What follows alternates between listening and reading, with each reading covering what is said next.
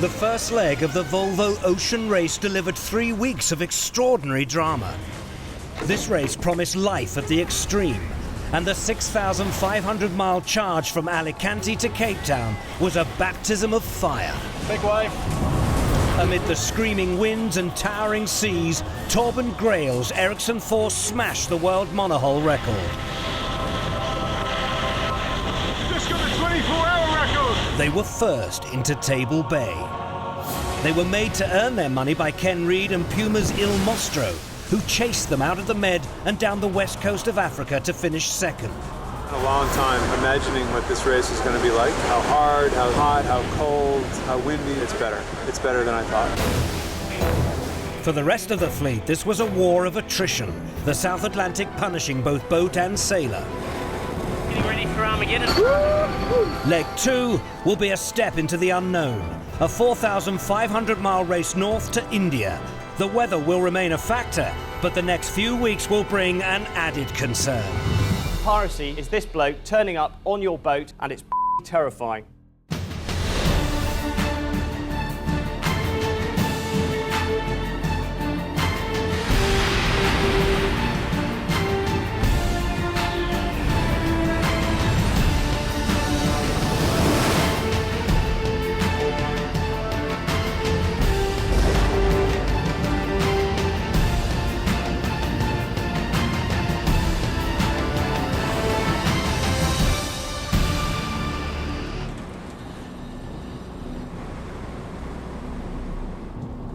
A windswept Cape Town.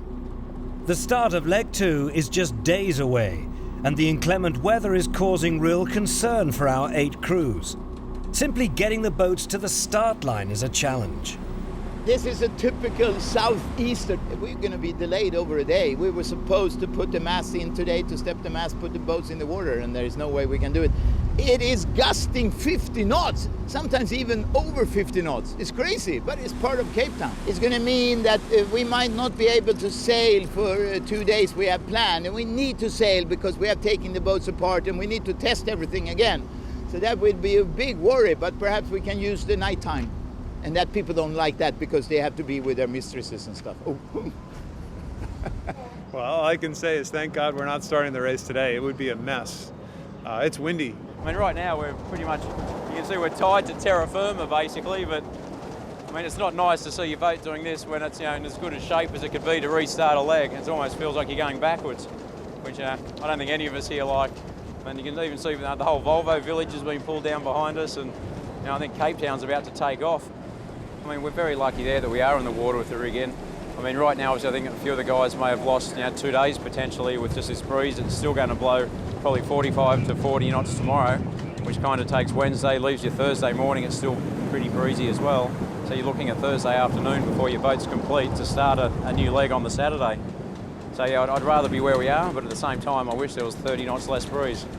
So far in the last even 3 hours, it's got windier, and it's probably, as the skies get clearer, it's probably going to get windier still, so it could get up into the 55s, and we certainly don't want to see 60. Green Dragon endured a torrid journey from Alicante. Shredded sails, keel damage, and injuries to those on board made it a punishing ordeal. With the clock ticking before the start of the second leg, there's further despair.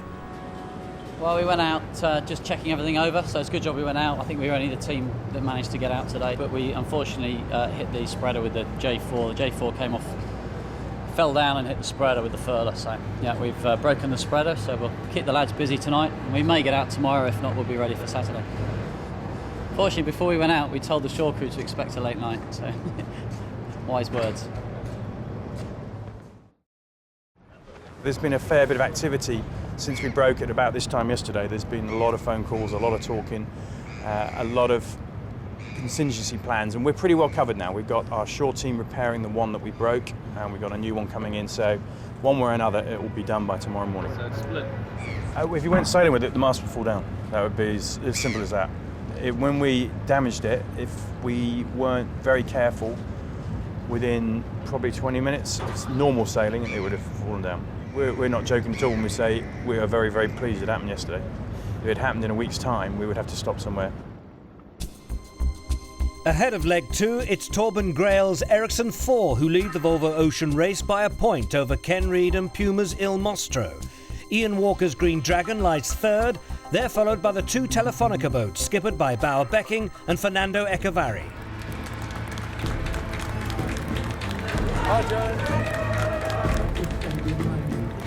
Race day, and relief, the winds that threatened the start have departed. Preparations are complete, albeit hurried. Time once more to say goodbye. Delta Lloyd go into leg 2 with a new skipper, Spaniard Roberto Bermudez replacing Jer O'Rourke.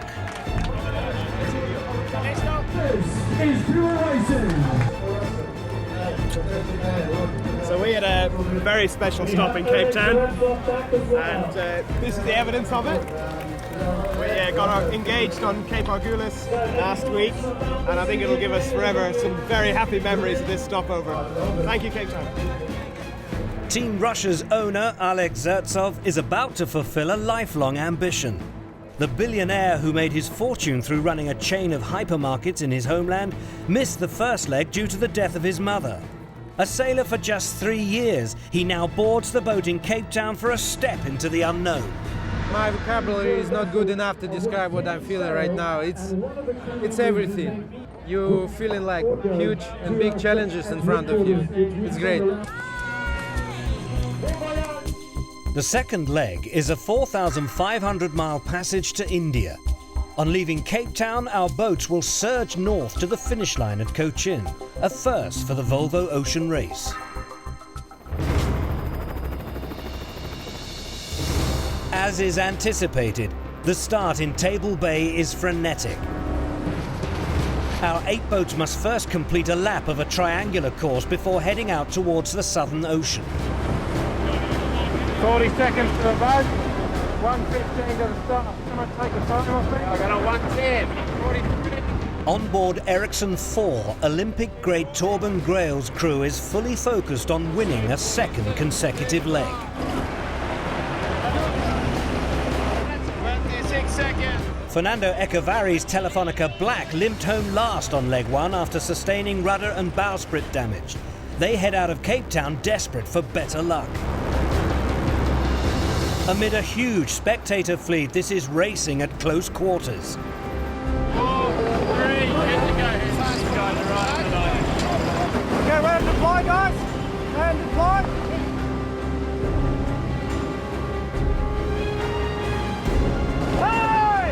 Table Bay is familiar territory for Bauer Becking. Skippering Telefonica Blue, this is the Dutchman's 6th attempt to win the race.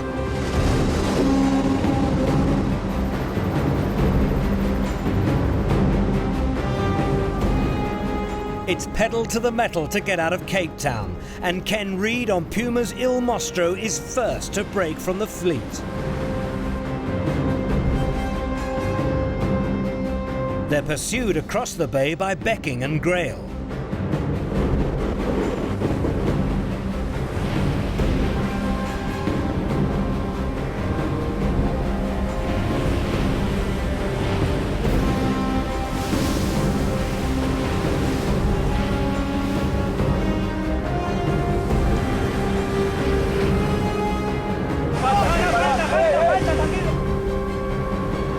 Leg 2 promises to be a huge challenge.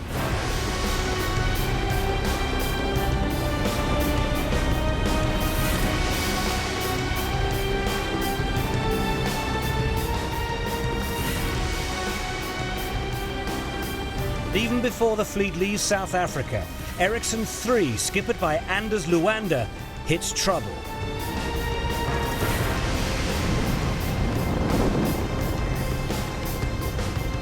A shredded headsail halts their progress around the course, and with it flings a radar dish onto the deck.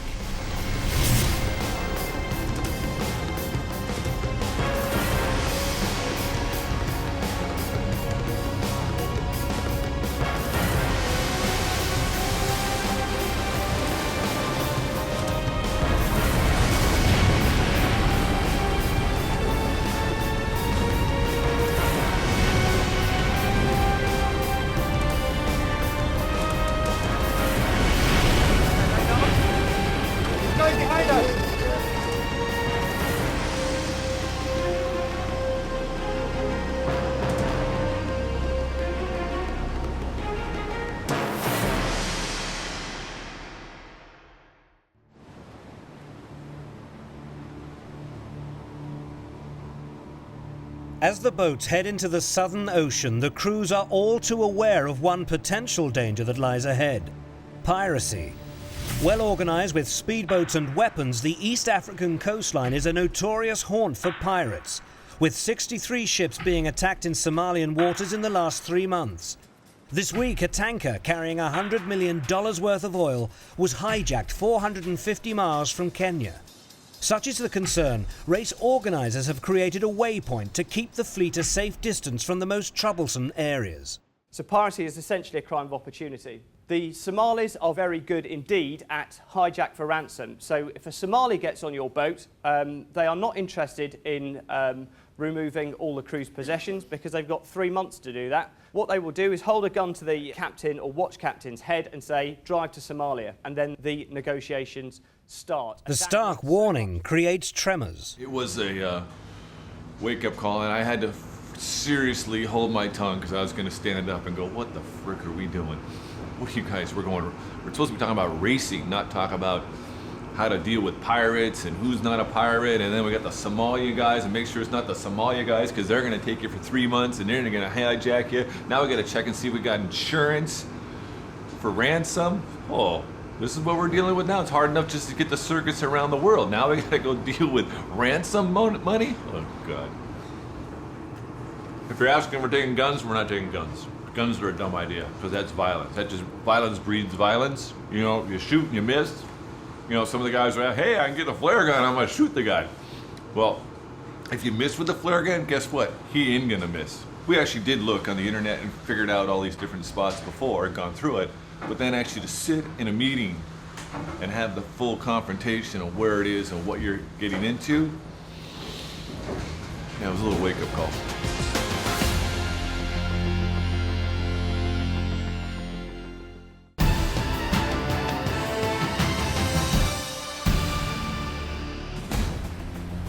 "4,500 miles stand between our fleet and the finish line in Cochin, India. It's a route riddled with obstacles. This is a hostile environment, but our boats tear across the ocean regardless.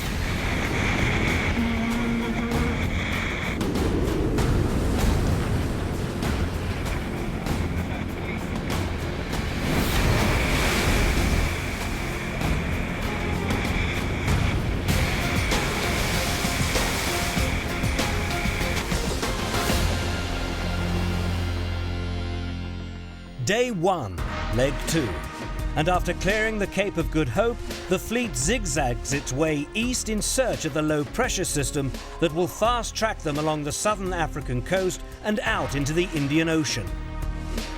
They have a choice. Stay in the stronger breeze, be first to cross the line of longitude 58 degrees east and gain maximum points, or stay north in lighter winds for less points but closer to India.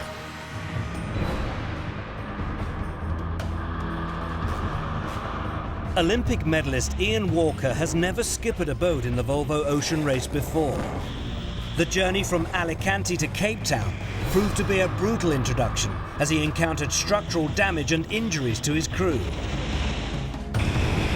Leg 2 immediately becomes another examination of willpower as they head east and into trouble.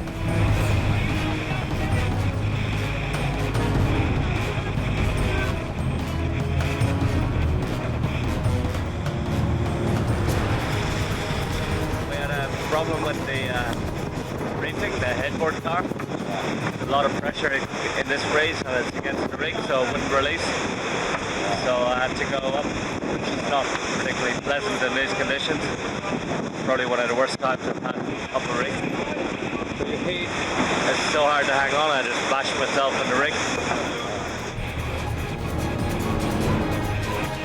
Got a lot of fun up there now.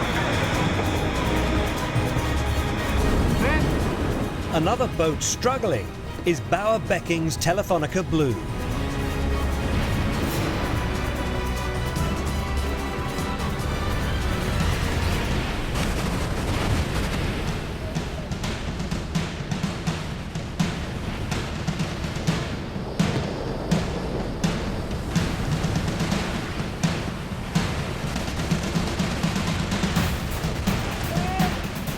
Within just 24 hours, Telefonica Blue have now lost 2 mainsails.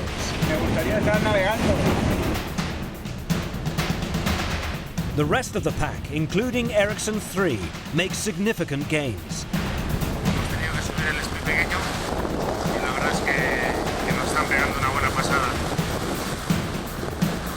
Suba un poco más el viento, ellos también tienen que cambiar el speed y no haya tanta diferencia porque nosotros ahora con el speed grande vamos a ir peor. La facilidad con la que van con este viento es increíble. Bauer Becking knows he can't afford to slow down. The battle to remain competitive is being fought by a beleaguered crew. 5 or 6 of us have been down with a bit of a bug from, well, what we can, as far as we can tell, it's plankton in the water, so it's not that nice to be stuck up here trying to fix sails when you're not feeling that well. Bucket close at hand, but it's one of those things we have to get through. As night follows day, so the hardship continues across the fleet, among them PUMA's Il Mostro. I think we just lost steerage. Just lost steerage.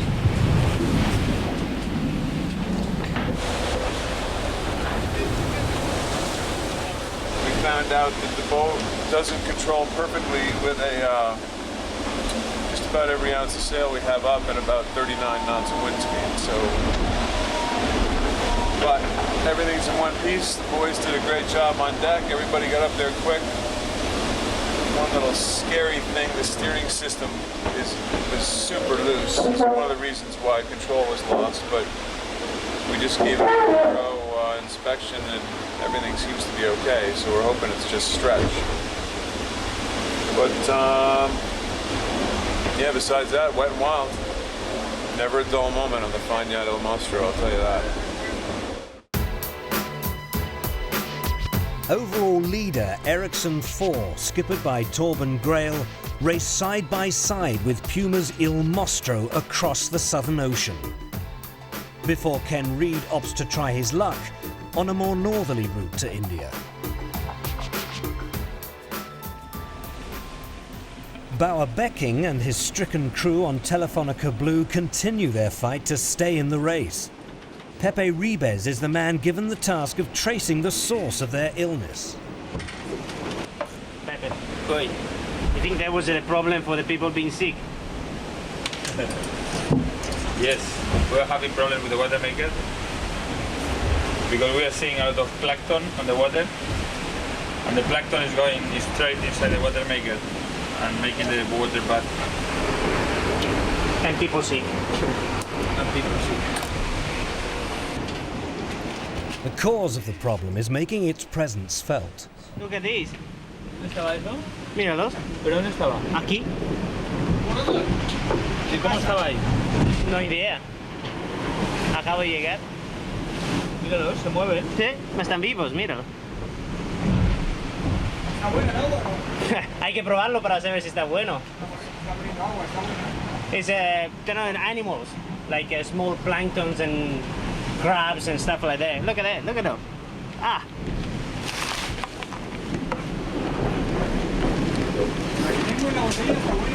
Sí. ¿Cómo llegó hasta aquí ese rollo? Ni idea. The Southern Ocean continues to live up to its reputation and wreaks havoc throughout the fleet. Green Dragon becomes its most serious casualty as they race through 12-meter seas at 40 knots.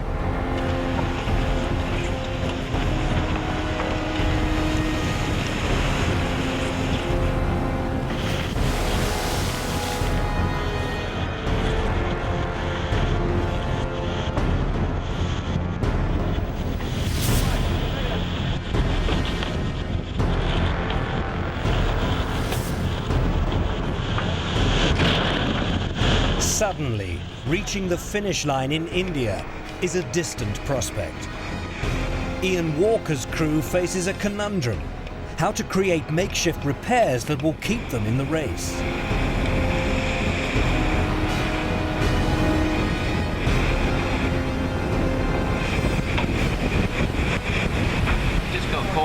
squall basically. I think we'll probably get the chute race on for the scoring gate as fast as we can. But we'll see how we go. We've got the boom down below, and we're going to try and splint it with something, be it bunks or tiller arm or stacking posts, or not sure yet. We just decided for that now. All right, mate. I'll let you go. I'll call you back in an hour or two. As Green Dragon toils in the hazardous conditions, Team Russia continue their march to India.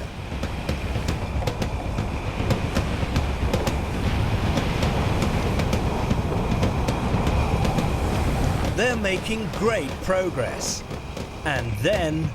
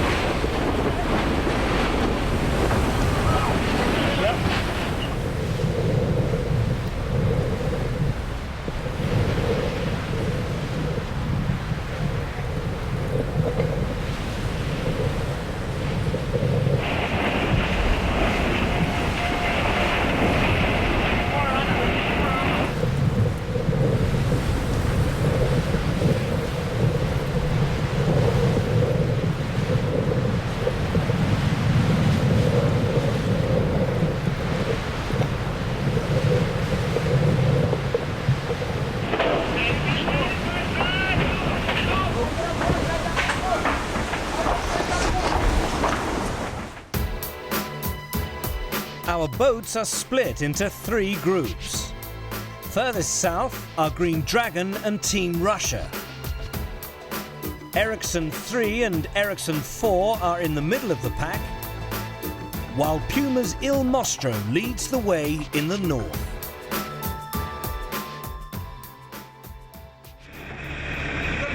With their broken boom inside the boat, the crew on board Green Dragon assess what to do next. Obviously we've broken the boom, which is a big setback for us. We were lying in third to the gate. We're not quite sure what the long-term plan is. It's going to be a long way to India without a boom, but we've got a team of people trying to fix it. That's a bit of a long shot with the materials we've got on board, and the rest of us are trying to keep the boat going fast, see if we can get to the scoring gate and salvage some points there. We're not sure if that's going to be possible either. In the meantime, the shore team are going to look into flying our spare boom out, so not a good day for the Green Dragon. Not a good day. Elsewhere, the carnage continues. PUMA, smarting from an earlier altercation with a menacing wave, is picked on once more. This time there are far greater consequences. Il Mostro has cracks in its central structure. Well, we're broken again. This time is a little more serious than last time. Essentially, you can equate this to somebody breaking their back. Our boat's back is broken. Yeah, very sad. Very sad. I don't know what the damage exactly, but I understand it's pretty big. It's not about timing either. We're far from everything. And then the next legs are pretty short, so next stops are pretty short, so I don't know what are the solutions over there, but it's a pretty sad moment here for sure. Everybody's professional on the boat. Everybody understands the dilemmas. We'll get through this. We'll live to fight another day. Il Mostro out. The second leg of the Volvo Ocean Race is proving to be life at the extreme. Ian Walker's Green Dragon struggles on without a boom. PUMA's Il Mostro labours on, a broken boat. Telefonica Blue has seen its sails shredded. And what damage has Team Russia suffered? The notorious Southern Ocean is torturing our fleet, and it's a fight to survive.